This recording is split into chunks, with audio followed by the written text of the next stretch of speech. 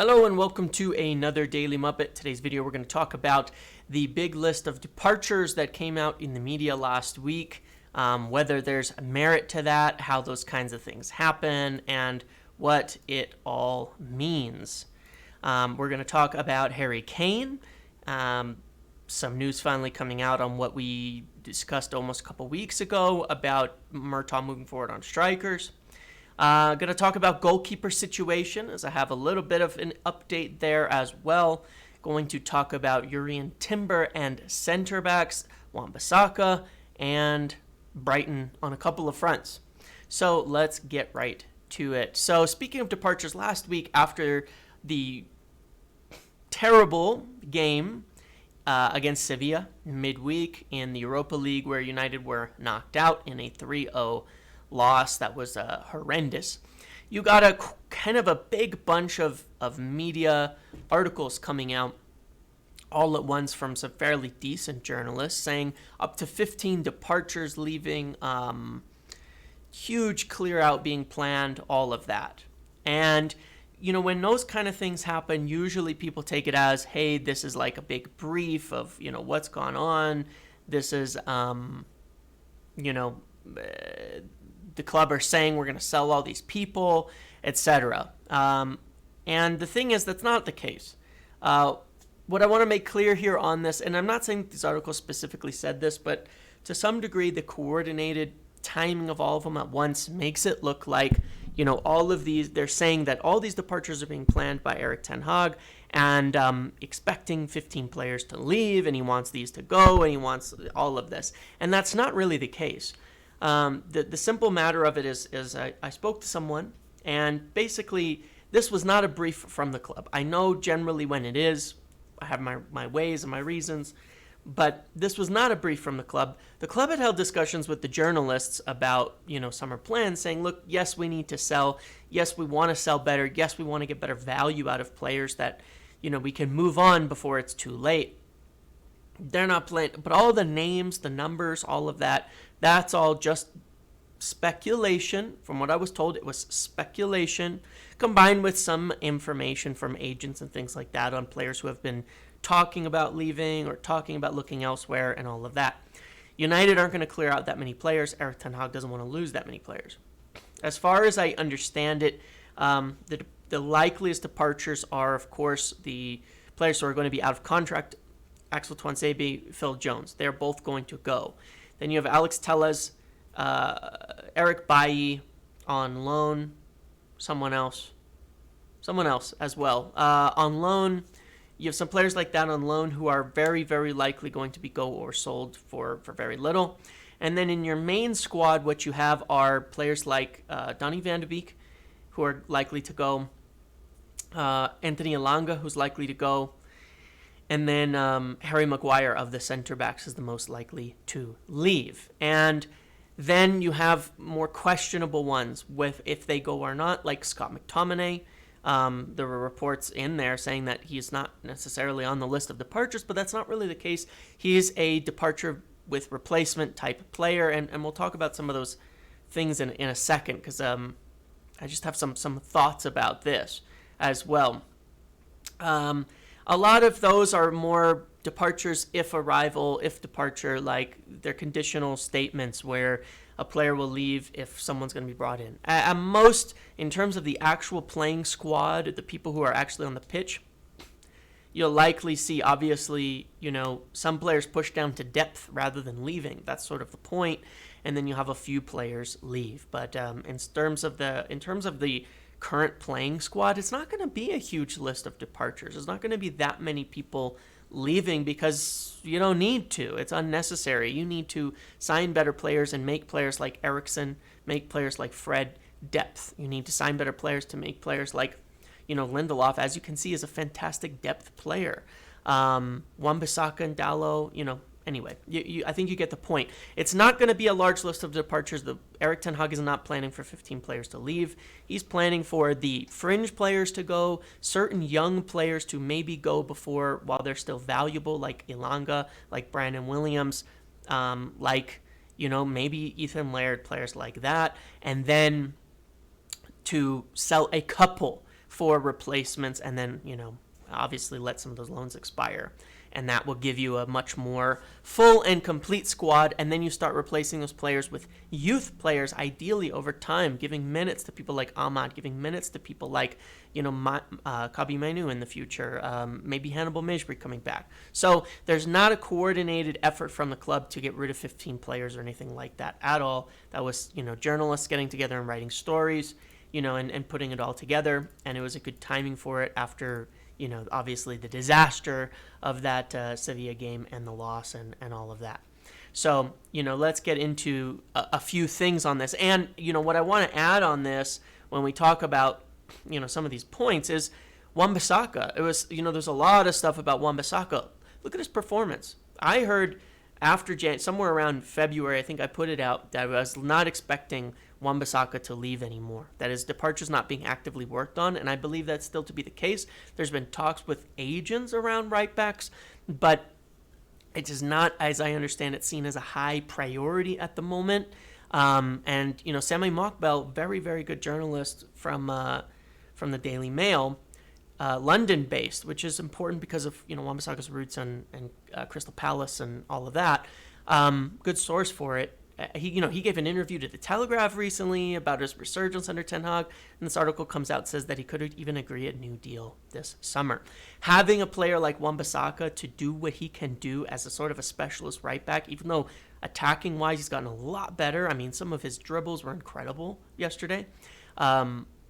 Very valuable to have in the team, and I think he's not likely to depart at this point in time. He's worth a good fee. Palace can't pay it anyway, So I would say it's more likely that he would depart for free, later on or something, and then, solve the right back issue in another year. That's how I've seen it, how I hear it in terms of priorities and, and all of that. So, that's where I'm at on this. So that's on departures. Moving forward, as I mentioned a couple weeks ago, United are in talks to try to get Harry Kane, with Levy, but not just Harry Kane. They're talking to a lot of different strikers. I tweeted out a short this morning, but based on what they said, they were talking to Murtaugh was set to meet with Daniel Levy, set to meet with other people to talk about the potential striker situation, to assess the availability, to see what would be viable. As I hear it, and this is also what the article said, it still feels unlikely for Harry Kane because of the costs that Daniel Levy is going to request. But a big striker is a priority, and this should continue to confirm for you. They're going to go for a big striker first and foremost. It is the only non-contingent purchase, and I mean non-contingent on departures, sales, resolution of other areas, is the striker situation. It will be resolved. I mean, we could see it. I don't think Martial had a particularly good game. It would have been nice, it makes a game like yesterday's easier, having a good striker, big striker. It makes so many games easier. So, but yes, Harry Kane, very possible in terms of talks. Will it happen? I'm not sure. Again, I think the article stated from Matt Law that Daniel Levy might demand $100 million or not sell at all to a Premier League club, and that continues to be why I've heard they feel it's unlikely. That doesn't mean it can't happen. That's why they're talking. That's why they wanted to talk to Daniel Levy, but they feel it's unlikely, and they want to continue to keep the options open with other players, and so you should continue to see more striker stuff come up as expected. It's really going along with everything, but there's unpredictable natures of it. I mean, the Glazers loved Harry Kane, so maybe. But the Glazers are unpredictable, and then obviously the sale situation needs to be concluded in terms of the finances, in terms of the cash, in terms of all of that, okay? So it's an unpredictable situation right now. Goalkeeper. Obviously, after Thursday, a lot of talk about David De Gea. Finally, some articles started coming out that showed that United have been looking at goalkeepers, because there's been claims that they're not, that they're happy with De Gea, that they're not looking at goalkeepers, that it's not a priority, that's not an issue. And finally, some articles, a good one from Mike McGrath, who I find to be very reliable for United News, was starting to say, hey, they looked at it. It looked like they nearly signed Jan Sommer in January. They're looking at keepers. There are a lot of doubts over his future. And there are. As I hear it, he wants a significant amount of money, $250,000 a week plus incentives. And anyway, as of this morning, I've still been told that United are still looking at a replacement I'm not saying replacement and that De Gea could leave, because as I've said, he could stay, but they want a first choice moving forward goalkeeper that fits Erik ten Hag. They're still looking, they're still targeting it, they're still working on it as of today. That is what I've been told from a source that I very, very much trust on this. Now, it's really how far does the money stretch, and what happens as well, of course, as I've said before, with Dean Henderson and the resolution of that. Could Dean Henderson be that first choice goalkeeper? Stay there. Maybe, but we'll see. They're still looking for a first choice goalkeeper and still working on it. It could be a big name like Diogo Costa if there's a lot of money. If there's not, then you could see younger players or David Raya, places, people like that. Big thing, but they're still working on it. And then, as far as I know, the center back situation is one they really do want to get. They want to get as many, one or two center backs this summer. You could see Harry Maguire depart, and it kind of makes sense if you think about the right back situation with maybe Wan-Bissaka staying and Jurrien Timber brought in, who could cover right back and center back. You could shift Lindelof back to the right. Maybe you get Timber and a left center back. So there's a lot of names being looked at there, but as I understand it, they're set to meet with Jurrien Timber's representatives again, or have discussions with Jurrien Timber's representatives again in the next few weeks, and that is one I would strongly keep an eye on. It was very close last summer, very nearly happening. We know how Ten Hag feels about him. I think he's a player he'd love to get in as a fixer. He could play in so many positions. We know there's issues with Rafael Varane's fitness. Martinez obviously having a fairly significant injury now. Keep an eye on it, and keep an eye on left-footed center backs like Indika. There's some interest there just in case, because there could be a situation where, rounding out the entire thing, you have Timber, Varane, Lindelof, Martinez, and another center back, and that way you have extras for fullback, and who knows. I mean, it seems like a lot of players, but I think that we need to rotate a hell of a lot more than we've been able to.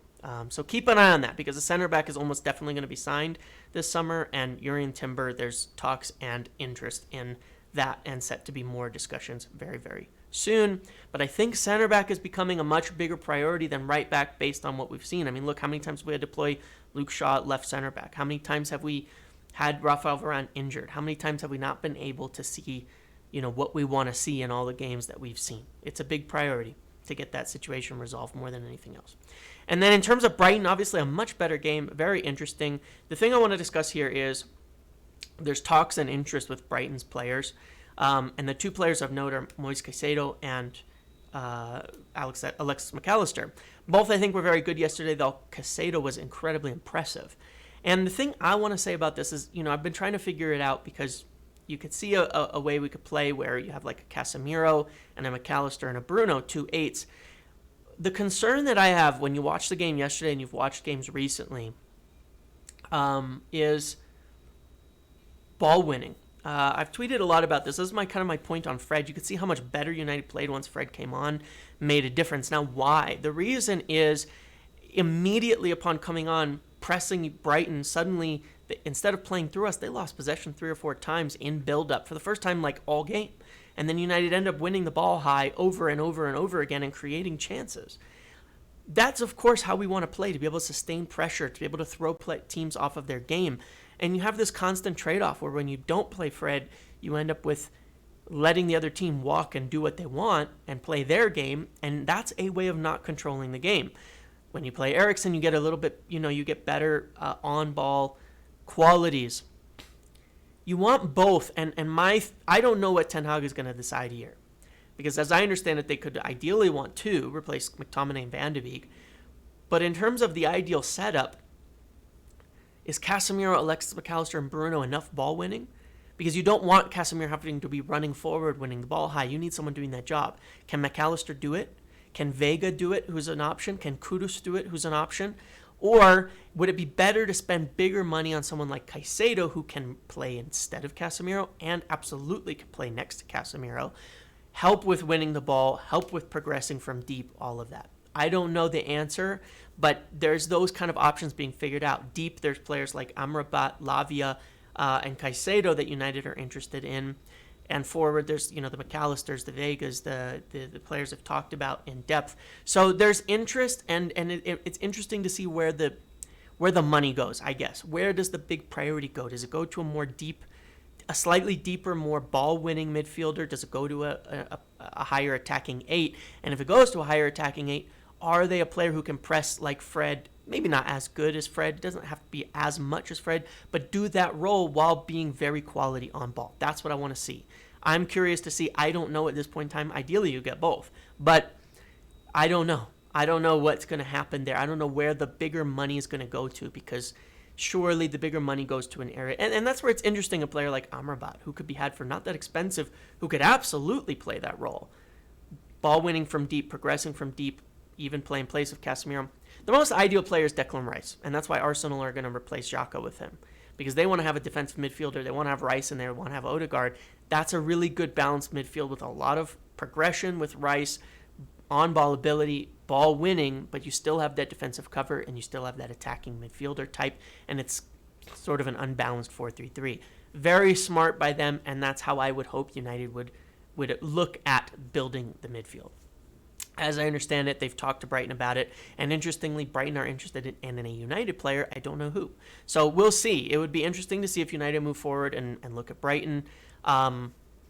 As I tweeted about, there's a big kind of carousel going with a lot of these midfield names between Liverpool, Arsenal, United, Chelsea, and City, and even Madrid in there. So it's going to be very interesting to see that, but I know it's a priority, and there's been some preliminary talks and interest between the parties on what could happen. Okay, so that's what I've got for this video. Thank you for watching. Make sure to like, comment, subscribe, turn notifications on.